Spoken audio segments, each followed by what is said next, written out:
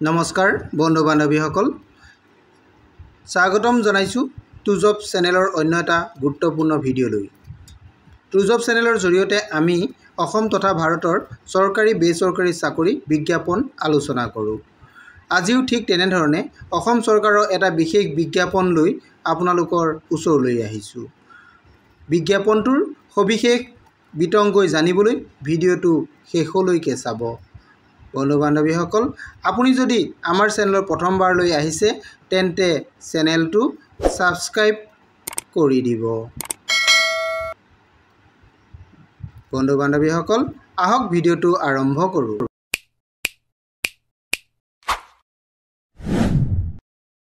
বন্ধু বান্ধৱীসকল, আজি মই যিটো বিজ্ঞাপন লৈ আহিছোঁ আপোনালোকে বিজ্ঞাপনটো চাওক। বিজ্ঞাপনটো অসম লোকসেৱা আয়োগ অৰ্থাৎ APSC ফালৰ পৰা বিজ্ঞাপনটো প্ৰকাশ কৰিছে। ইয়াতে বিত্ত বিভাগৰ কিছুমান পদ খালী হৈ আছে, সেই পদসমূহ পূৰণৰ কাৰণে APSC ফালৰ পৰা বিজ্ঞাপনটো প্ৰকাশ কৰিছে। আসাম গভৰ্ণমেণ্টৰ যিটো ফাইনেন্স ডিপাৰ্টমেণ্ট আছে, এই ফাইনেন্স ডিপাৰ্টমেণ্টত এই পদসমূহ আছে। এই বিজ্ঞাপনটো প্ৰকাশ কৰিছে 30 জুলাই।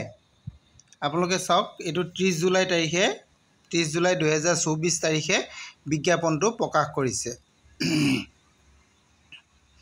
এই বিজ্ঞাপনটোত যিখিনি পদ আছে পদসমূহ আপোনালোকে চাব পাৰিব। আসাম একাউণ্ট ছাৰ্ভিচৰ পদ আছে, Assam local fund audit service আছে, আসাম ট্ৰেজাৰী ছাৰ্ভিচৰ পদ আছে। এই তিনিটা পদ ইয়াতে আছে। পদৰ সংখ্যাটো মই আপোনালোকক কৈ দিম, আপোনালোকে এইটো চাই ল'ব পাৰিব। আৰু ইয়াত আপোনালোকে অনলাইন আবেদন কৰিব লাগিব। যিহেতু অনলাইন আবেদন কৰিবলৈ আপোনালোকৰ ডেটটো আৰম্ভ হৈছে 5 আগষ্টৰ পৰা। 5 আগষ্টৰ পৰা অনলাইন আবেদন আৰম্ভ হ'ব। এইটো ডেটটো আপোনালোকে ইয়াতে চাব পাৰিব, 5 আগষ্ট। আৰু এইটো অনলাইন আবেদন ক্লজিং হ'ব 25 আগষ্ট 2024। আৰু আপোনালোকৰ যিটো ইয়াৰে ফৰ্ম ছাবমিট কৰোঁতে এটা এক্সামিনেশ্যন ফিজ দিব লাগে, সেই ফিজটো আপোনালোকে 27 আগষ্টৰ ভিতৰত পে'মেণ্ট কৰিব লাগিব। এতিয়া আমি আহোঁ মুঠ পদৰ সংখ্যা আৰু পদসমূহ কেনেধৰণে আছে। এতিয়া আমি আহিছোঁ, পদ হৈছে টোটেল 30টা পদ। ইয়াতে টোটেল 30টা পদ আছে। সেই 30টা পদৰে অ'পেন কেটেগৰী অৰ্থাৎ জেনেৰেল যিসকল কেণ্ডিডেট তেওঁলোকৰ কাৰণে দিয়া হৈছে 22টা পদ। আৰু তাৰে RFW অৰ্থাৎ ৰিজাৰ্ভ ফৰ ওমেন কাৰণে দিয়া হৈছে 7টা পদ দিয়া হৈছে। আৰু OBC আছে ঠিক তেনেধৰণে OBC আৰু MOBC আৰু MOBC টোটেল পদ ইয়াতে 0, অৰ্থাৎ OBC আৰু MOBCৰ কোনো ধৰণৰ ইয়াতে ৰিজাৰ্ভেশ্যন পদ নাই। আৰু SCৰ কাৰণে চাওক, SCৰ কাৰণে ইয়াতে 2টা ৰিজাৰ্ভেশ্যন পদ দিয়া হৈছে। ওমেনৰ তাত ৰিজাৰ্ভেশ্যন নাই।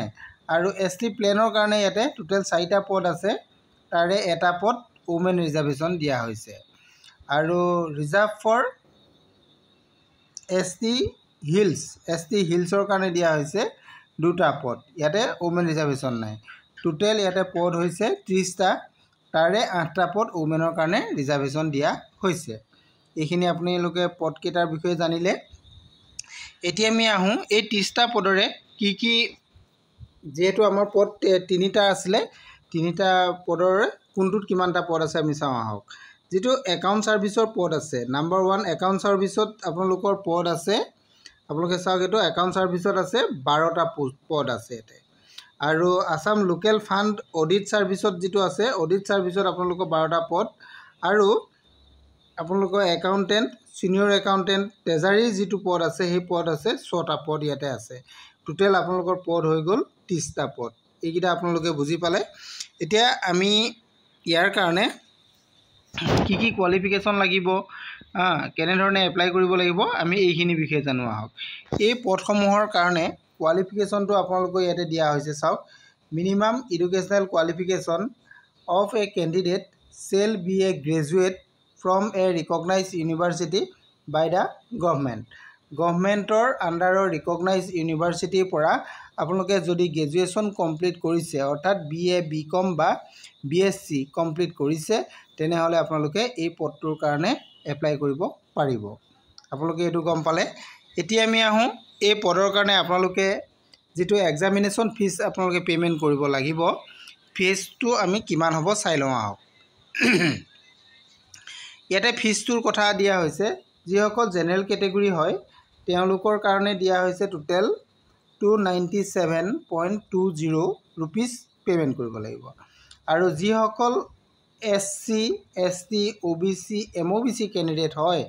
তেওঁলোকে ইয়াতে 197.20 रुपीस पेमेंट কৰিব লাগিব আৰু যিসকল BPL হোল্ডাৰ এটো আপোনালোকে চাব যিসকল BPL হোল্ডাৰ আছে অসমৰ তেওঁলোকে 47.20 रुपीस पेमेंट কৰিব লাগিব আৰু যিসকল PWBD ক্যান্ডিডেট আছে PWBD ক্যান্ডিডেট সকলে ইয়াতে 47.20 रुपीस पेमेंट কৰিব লাগিব আৰু ইয়াতে এটো 47.20 रुपीस তো এটো আপোনালোকৰ GST তো হে আপোনালোকক দিয়া হৈছে ইয়াতে মেইন ফিজ তো আপোনালোকে দিব নালাগে এইখিনি কথা আপোনালোকে গম পালে এতিয়া আমি এপ্লাই কেনে ধৰণে আপোনালোকে কৰিব এপ্লাই কৰিবলৈ যেহেতু আপোনালোকে অনলাইন আবেদন কৰিব লাগিব অনলাইন আবেদন কৰিবলৈ হলে আপোনালোকে APSC যেটো অফিশিয়াল ওয়েবসাইট এই ওয়েবসাইটত গলে তাতে এপ্লাই অপচন পাব তাতে গৈ আপোনালোকে এপ্লাই কৰিব পাৰিব ইয়াত এপ্লাই কৰিবলৈ প্ৰথমতে আপোনালোকে APSC ওয়েবসাইটত ৰেজিষ্ট্ৰেচন কৰিব লাগিব যদি আপোনালোকৰ ৰেজিষ্ট্ৰেচন আগত কৰা আছে তেনেহলে ৰেজিষ্ট্ৰেচন কৰিব নালাগে তেতিয়া হলে ডাইৰেক্ট আপোনালোকে লগইন কৰিব পাৰিব যিসকল নতুনকৈ আহিছে APSC ওয়েবসাইটত তেনেহলে তেওঁলোকে ৰেজিষ্ট্ৰেচন কৰিব লাগিব ওয়ান টাইম পাসওয়াৰ্ডৰ সহায়ত এটা মোবাইল নাম্বাৰ সহায়ত আপোনালোকে ৰেজিষ্টাৰ কৰিব লাগিব ৰেজিষ্টাৰ হোৱাৰ পিছতে আপোনালোকে লগইন কৰিব পাৰিব আৰু আপোনালোকে ইয়াৰ যেটো অফিশিয়াল ওয়েবসাইট এটো মই আপোনালোকক ৰাউন্ড দি দেখাই দিছো আপোনালোকে চাওক https://online.apscrecruitment.in এই ওয়েবসাইটত আপোনালোকে যাব তাতে আপোনালোকে সবিশেষ চাই ল'ব পাৰিব এপ্লাই কেনে ধৰণে কৰিব লাগিব আৰু বিজ্ঞাপনটো ক'ত আছে বিজ্ঞাপনটো আপোনালোকে ডাউনলোড কৰি তাৰ পৰা ল'ব পাৰিব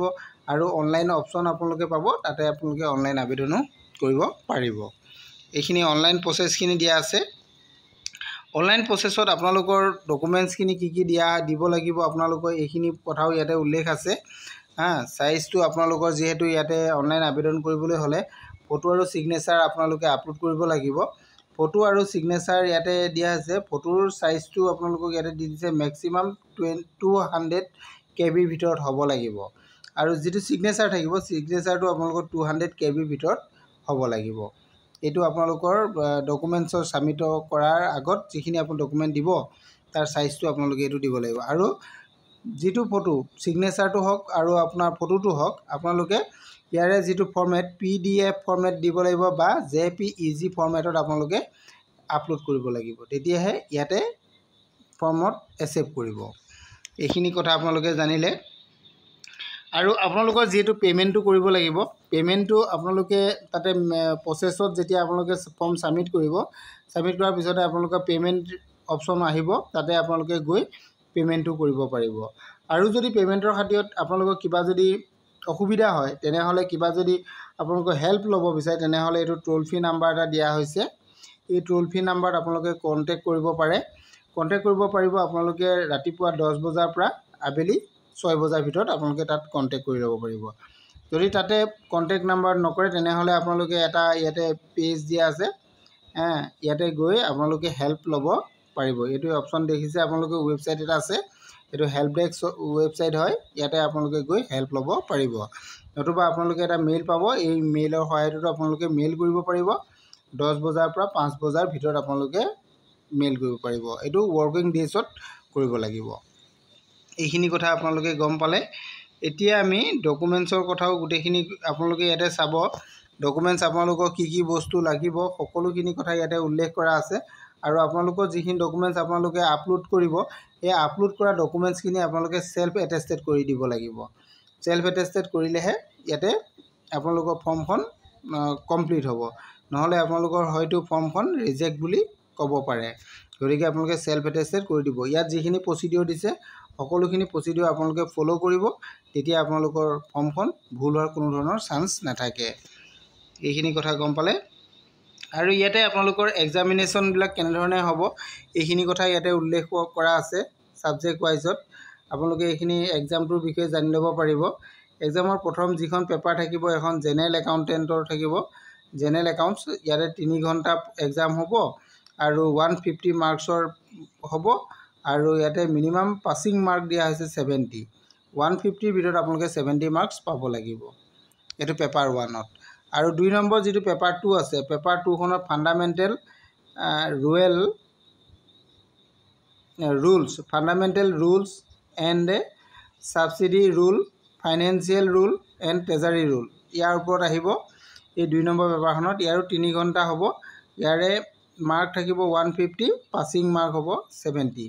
এইখিনি আপোনালোকে গম পালে এইটো আৰু পেপাৰ 3 যিখন পেপাৰ থাকিব 3 নম্বৰ যিখন পেপাৰ থাকিব ঠিক তেনেধৰণে তাৰো 3 ঘণ্টা সময় দিব 150 নম্বৰ থাকিব আৰু 70 নম্বৰ আপোনালোকে পাছ কৰিবলৈ পাব লাগিব আৰু 4 নম্বৰ যিখন পেপাৰ থাকিব তাৰো ঠিক তেনে 3 ঘণ্টা সময় লাগিব 150 নম্বৰ এক্সাম হ'ব আৰু আপোনালোকৰ পাছ কৰিবলৈ 70 মাৰ্ক লাগিব আপোনালোকে ইয়াতে গম পালে টোটেল আপোনালোকৰ 600 নম্বৰ এক্সাম হ'ব 600 নম্বৰ ভিতৰত আপোনালোকে 280 নম্বৰ পাব লাগিব তেতিয়া আপোনালোকে এই এক্সামটো পাছ কৰিব এইটো কথা আপোনালোকে গম পালে এতিয়া আমি পেপাৰ কিখনত আপোনালোকৰ সাবজেক্ট কি থাকিব এইখিনি বিষয়ে আপোনালোকে ইয়াতে ডিটেইলছ জানিব পাৰিব যিখন পেপাৰ 1 জেনেৰেল একাউণ্টছত আপোনালোকৰ কি থাকিব একাউণ্টছ কোড ভলিউম 1 ভল 2 এটো কমপ্লিট লাগিব Assam budget manual audit code এইখিনি বস্তু লাগিব সিলেবাসত এইখিনি থাকিব আৰু ঠিক তেনেধৰণে গ্ৰুপ 3 ত আপোনালোকৰ কি থাকিব গোটেইখিনি বস্তু ইয়াতে ক্লিয়াৰ দিয়া আছে সেকেন্ড পেপাৰখনত আপোনালোকৰ কি সাবজেক্ট থাকিব এইকিটা সাবজেক্ট কিটা ইয়াত দিয়া আছে এইকিটা আপোনালোকে চাই ল'ব পাৰিব সেকেন্ড পেপাৰখনৰ এইখিনি আৰু ঠিক তেনেধৰণে যিখন থাৰ্ড পেপাৰ আছে থাৰ্ড পেপাৰখনৰটো এইখিনি কন্টেন্টছ আছে এইখিনি কন্টেন্টছ আপোনালোকে পঢ়িব লাগিব আৰু ফোৰ্থ পেপাৰ যিখন আছে যিখন ফোৰ্থ পেপাৰখনটো ঠিক তেনেধৰণে আপোনালোকৰ এইখিনি দিয়া আছে এইখিনি কন্টেন্টছ আপোনালোকে পঢ়িব লাগিব এইখিনি পঢ়িলে আপোনালোকে এক্সাম দিব পাৰিব গোটেইখিনি কথা মই আপোনালোকক জনাই দিলো আৰু ইয়াতে এক্সামিনেশনটো আপোনালোকৰ গুৱাহাটীত হ'ব এক্সামিনেশন প্লেছটো আপোনালোকৰ দিয়া আছে গুৱাহাটী গতিকে আপোনালোকে এক্সামটো দিবলৈ হলে গুৱাহাটী আহিব লাগিব গতিকে আপোনালোকে বিজ্ঞাপনটো ভাল ধৰণে চাবলৈ হলে আপোনালোকে অফিচিয়েল ইয়াৰ ৱেবসাইটত যাব তাৰ পৰা গৈ আপোনালোকে বিজ্ঞাপনটো ডাউনলোড কৰি লৈ সবিশেষ জানিব পাৰিব আৰু মই যিমানখিনি পাৰো আপোনালোকক জনাই দিবলৈ চেষ্টা কৰিলো যিমানখিনি পাৰো জনালো আৰু যদি কিবা জানিব বিচাৰে তেনেহলে আপোনালোকে মোৰ ভিডিও শেষত কমেন্ট কৰিব মই আপোনালোকক জনাবলৈ চেষ্টা কৰিম থ্যাংক ইউ